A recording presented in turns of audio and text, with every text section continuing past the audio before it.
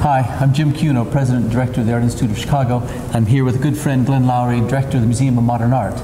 Glenn's been Director of the Museum of Modern Art for 14 years, I think, and under his directorship, the museum has expanded and reinvented itself in its new building in Midtown Manhattan, and in the process recommitted itself to contemporary art with the merger with PS1. As an authoritative institution, it is our model of a modern museum, and that raises some questions about what it means to be directing a museum of modern art when inevitably it will become an historical museum over time. Is that a complication for you, or how are you adjusting the museum to that inevitability? I think the challenge for any museum of modern art is to negotiate between its history and its future, and it's always stuck in the middle. If you are too conscious of your historical roots, you're not well enough committed to the present and the future. If you commit yourself too ardently to the future, you give up the very essence of what you fought for, the championing of those artists you think so critical.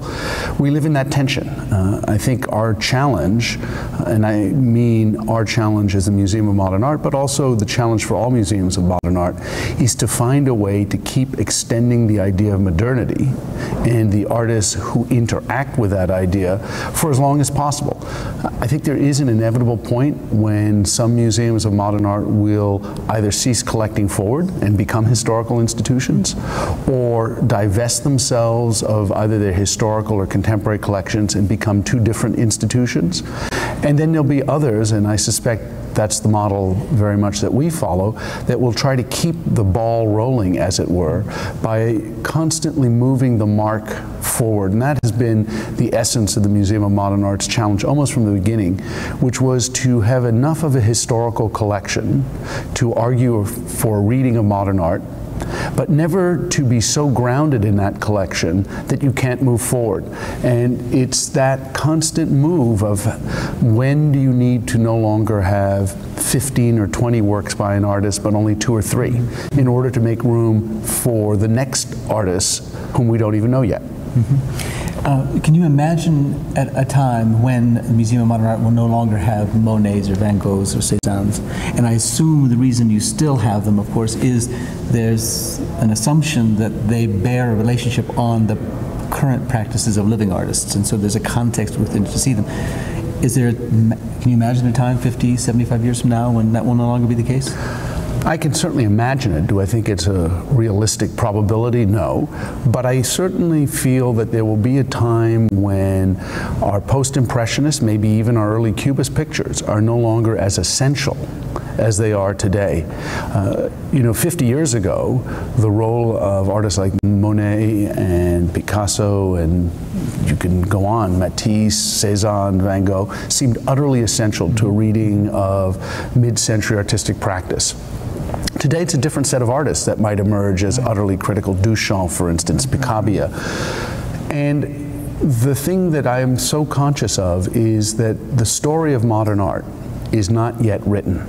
It's not, even when you look at the early parts of the 20th century, it's not yet fully fixed. And I think until it's fully fixed, it's very hard to know who is going to be essential for telling the story forward and who isn't. And until then, I think one tries to have it both ways. I remember when you were planning the new Taniguchi-designed Museum of Modern Art and thinking about how you would install the new museum, or what museum might be, because you hadn't chosen an architect at that time. And we're talking about different ways of telling this story of the history of modern art. Having told that story in one particular way for many years at the museum, now thinking there might be different ways of telling it. Do you still think on the terms of telling a story of the museum of the history of modern art?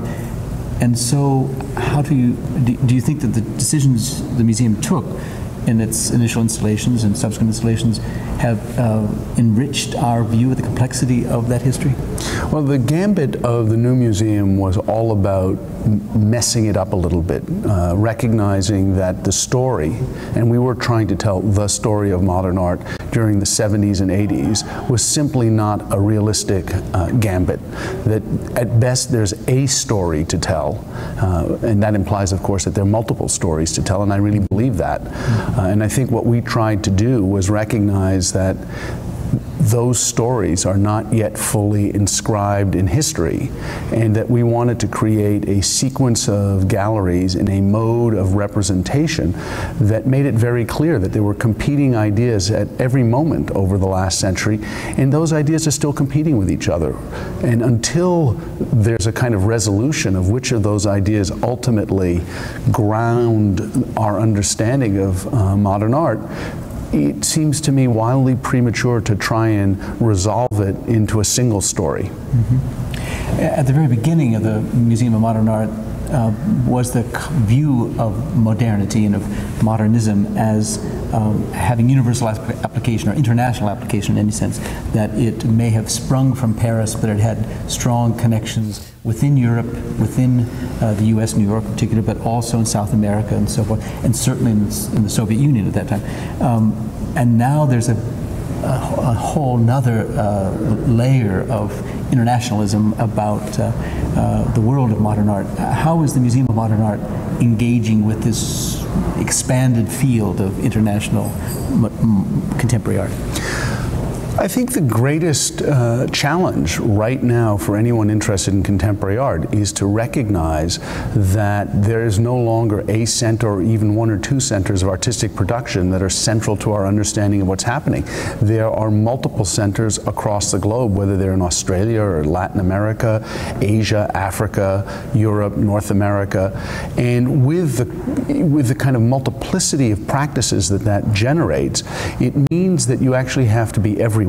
And I don't think there's a single institution that has the capacity to generate that kind of knowledge on its own. So to me, what it implies is the need to create partnerships, relationships, working teams that can begin to develop the deep knowledge necessary to making discrete and intelligent choices.